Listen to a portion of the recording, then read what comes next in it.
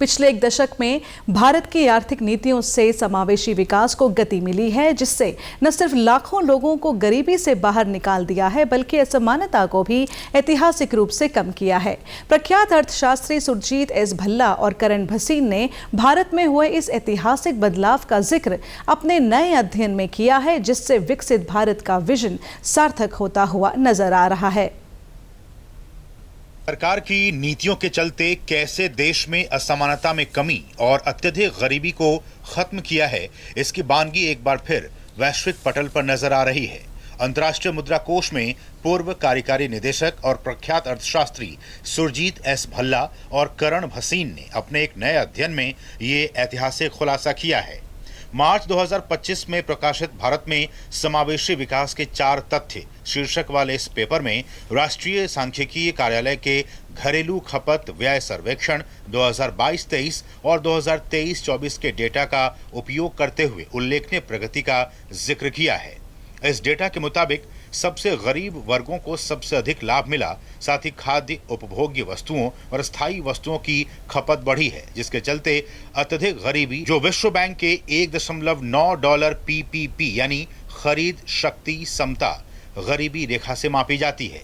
अत्यधिक गरीबी 2011-12 में 12.2% थी, जो 2023-24 में गिरावट के साथ केवल 1% रह गई।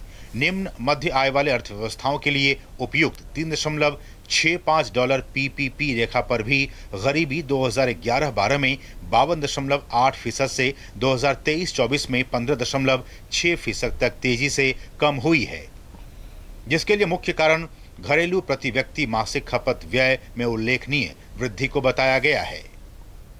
The IMF have projected that India will be growing at 6.5% as against 3% all over globally.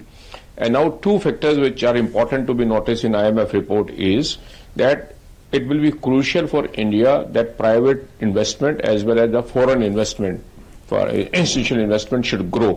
It will not only be the government investment, it is a private investment which has to do. अध्ययन में खपत असमानता में दर्ज हुई ऐतिहासिक कमी का भी जिक्र किया गया है, जो 2011-12 में 37.5 से 2023-24 में 29.1 तक गिर गई। 6 दशकों के खपत सर्वे डेटा में पहली बार असमानता में इतनी तेजी से कमी देखी गई है। साथ ही अर्थशास्त्रियों का सुझाव है कि दशकों पहले तेंदुलकर और रंगराजन फ्रेमवर्क के तहत स्थापित की गई आधिकारिक गरीबी रेखाएं अब प्रासंगिक नहीं हैं। अत्यधिक गरीबी समाप्त हो जाने के साथ ही हमें एक नए दृष्टिकोण की आवश्यकता है, जिससे आज की आर्थिक वास्तविकता को बेहतर तरीके से देखा जा सके। बहरहाल, विश्व में तेजी से बढ़ती भारतीय अर्थव्यवस्था के लिए भले ही कई मोर्चे पर चुनौतियां हों, लेकिन देश में समावेशी विकास को दर्शाती ये रिपोर्ट भारत के सुनहरे भविष्य के साथ विकसित भारत के मार्ग को प्रशस्त करती नजर आ रही है।